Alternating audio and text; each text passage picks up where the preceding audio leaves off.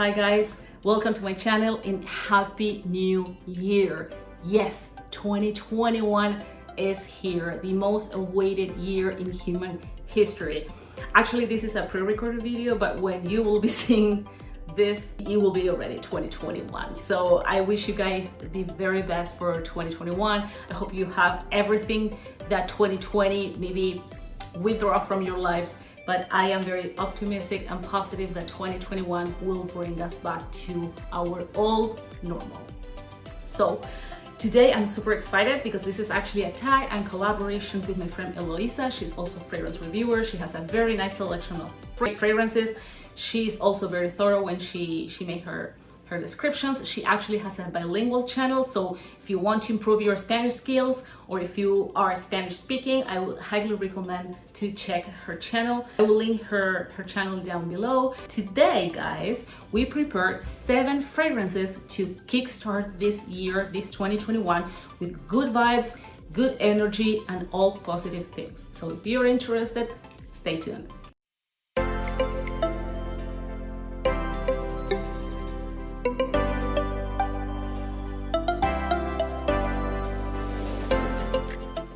So let's get started with Illuminum Tomato Leaf. So Tomato Leaf by the house of Illuminum. Illuminum has been around for a while, but they became famous when Kate Middleton wore white gardenia petals from the house, which is a beautiful fragrance. As a gardenia lover, I purchased that. I love it. It's not my favorite gardenia fragrance, but it's super, super beautiful.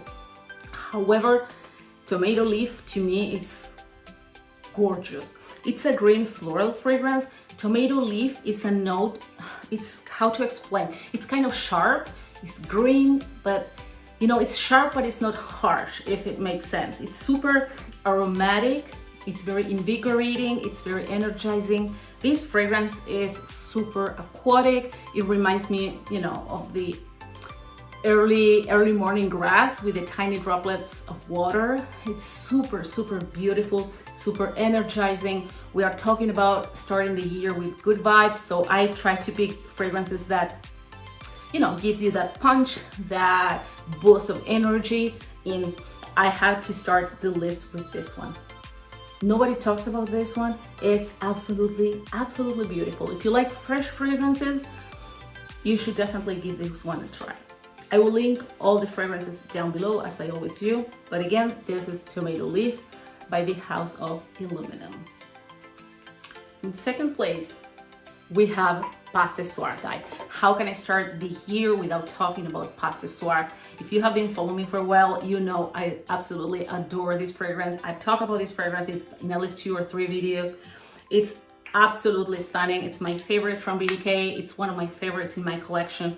It's a fruity floral fragrance, which is sweet but not cloyingly sweet. This is really a very mass appealing. It's a crowd pleaser. Usually super cloying fragrances are not crowd pleasers. This is Sillage is a beast. People can smell you with a mask, and people literally follow me to ask me what I was wearing.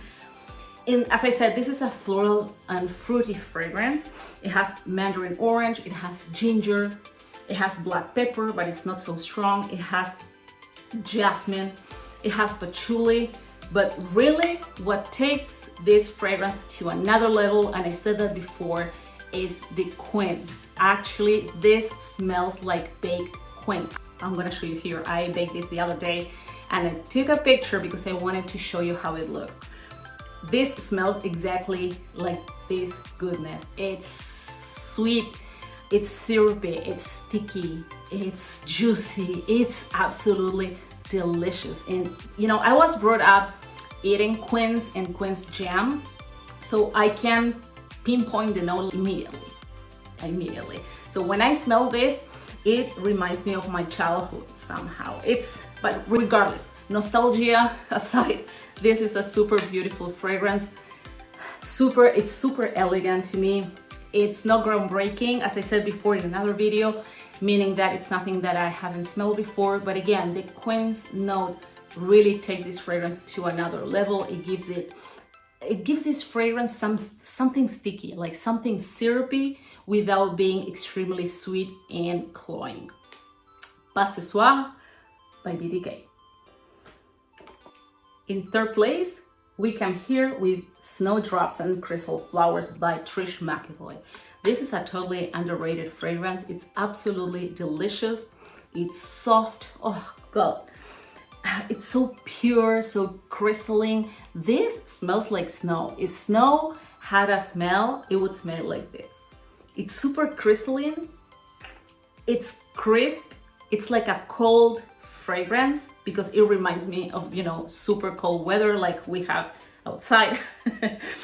It has some vanilla as well. Vanilla is not really prominent. Even if you're a gourmand lover, don't go for this expecting to be a gourmand fragrance. It does have vanilla, but it's not a gourmand fragrance at all. It's sweet, but not cloyingly sweet. It has lychee flower. It's very aquatic. It has freesias, peonies, jasmine. It's vegan and sulfate free. It's very, very calming, refreshing. It's very sensual, very cozy. And actually the Snowdrops flower, it's a flower called Snowdrop. And it's a tiny shrub or plant. It's a plant, not a shrub. It's I think 5-6 inches tall. It only has one flower that blossoms. It's one of the first flowers to blossom in spring, ironically, because this smells like winter to me. This is one of the fragrances, one of the few fragrances that I cannot see myself wearing it during the summer. Not because it has spices, because it doesn't have one single spice, but just the smell. It's so crystalline. It smells like snow, trust me. If snow had a smell, this would be it. It's called, again, Snowdrops and Crystal Flower by Trish McEvoy. So the next one, guys, is Hamsa. This is also a very underrated fragrance, super affordable. The designer is Celine Liora. She lived in Northern Africa, and that's how she got inspired to the Hamsa symbol to the bottle. So this symbol is shared by many cultures. In the Middle Eastern, they call it the hand of Fatima. In the Jewish call it the hand of Miriam, or also Hamsa. But it represents blessings, power, strength, and above all, protection. So all good things. And the fragrance is amazing. All the oils used in this fragrance are supposed to awaken different senses. It has coffee oil, but you don't smell it. So don't expect, you know, a coffee-based fragrance, although it has coffee in the composition. It's a very, it's super calming. It's fruity, it's floral, it's very aromatic. It's very, very aquatic. It's almost ozonic. It has white lotus, black currant. It also has frankincense and coffee. Those are the main four: black currant, frankincense, coffee, and white lotus. And I think the lotus flower is what is giving this fragrance this aquatic feeling. It's very fresh, it's very invigorating, it's very energizing. Actually, the designer wants that when you feel, you know, that you're not 100%, or you feel a little down, you feel a little sad or something, that you spray this, because it will make you feel a little bit, you know, more uplifted. I remember when I purchased this, how I discovered this. I was stranded in an airport and I had like many hours left. You know, I got stranded there. I lost my connection, so I had to wait like 8 hours or 9 hours, something like that, so I could get out of the airport. I went to the city, I went to a mall, and I found this fragrance. And I remember that I was super tired, and I remember that I entered a store and this super sweet sales associate asked me, "Oh, you don't feel good, right?" And I said, "No, I'm super tired." So she said, "I have something for you," and she sprayed this on me, and I kid you not, immediately I felt like super energized and invigorated. I said, what did you put here?" And yeah, and it works. It's not like a medicine. It really works. I really believe in aromatherapy and stuff, and this thing works. I was like totally worn out that day, and this really gave me that lift that I really needed at that time. So give it a try. To me, you know what, when you smell this, the first thing that I smell here, it also, I think it has, I'm not quite sure if it has watermelon, but it smells a little bit like watermelon, but above all, it smells like green apples, crispy green apples, like the Granny Smith. It doesn't have any green apple note, but sometimes the way the notes are combined can give you the sense or the smell of something that it's not even here. So yeah, I highly, strongly recommend this, Hamsa by Celine Liora. So the next one is White Peaches by Shea and Blue. This is beautiful. If you like peachy fragrances, you will love this. This is supposedly a summer fragrance, but I realized that it performs amazingly well in cold weather. And I've been using this since I bought it, and it's amazing. It's super nice, super refreshing. It's very uplifting. This is not your typical peachy fragrance. It's not, this is not cloyingly sweet. It's not syrupy. It's not powdery, because sometimes peachy fragrances tend to be either syrupy, like too sugary, or powdery, like Cassili by Parfum de Mali, for example. This is not. This is more like a thirst quencher. This is like a thirst quencher. Or it also reminds me of like a frozen peach Bellini. That's it, you got it. It's super, super, super invigorating, super fresh. White peaches are sweeter and less tart, less acidic than their counterparts, the yellow peach. I like both, but in fragrances, I think that white peaches have something special. And yeah, it's super, super beautiful. I highly recommend you to try it. I wouldn't say it's a safe blind buy, because some people have issues with peaches, but this is like super linear, super simple, and just white peaches. Actually, this has birch in the composition. Birch is a type of wood that sometimes in perfumery it's used to give fragrances that leather note, but here you don't smell leather at all. This is pure. This is like a bowl of white peaches wedges. That's it, a thirst quencher if you want. White Peaches by Shea and Blue. Coming up, guys, Natsumi by Anayaki. I'm a huge fan of Anayaki. Anayaki is a Japanese high-end skincare brand.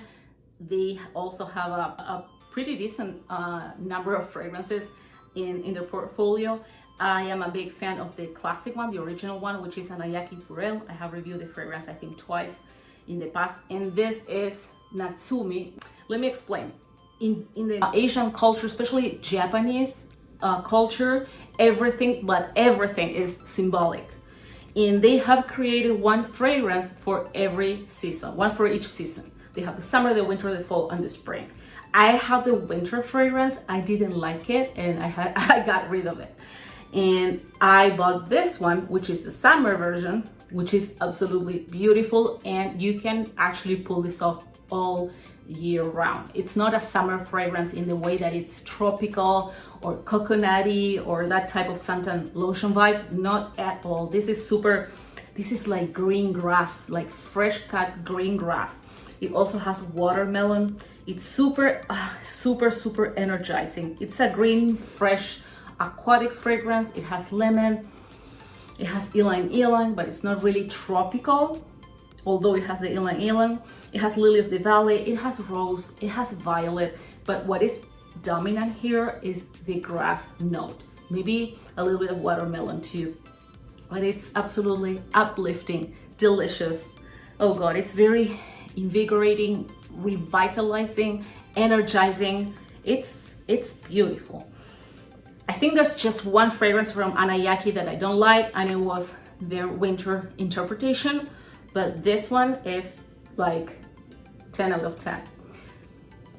Staying power. It doesn't last really that long, but as I always say, when I like a fragrance and it doesn't stay long, I don't care. I make a little decant, I pop it in my purse, and I respray throughout the day. This is really, really, really beautiful, and again, it's very energizing and very invigorating. Natsumi by Anayaki.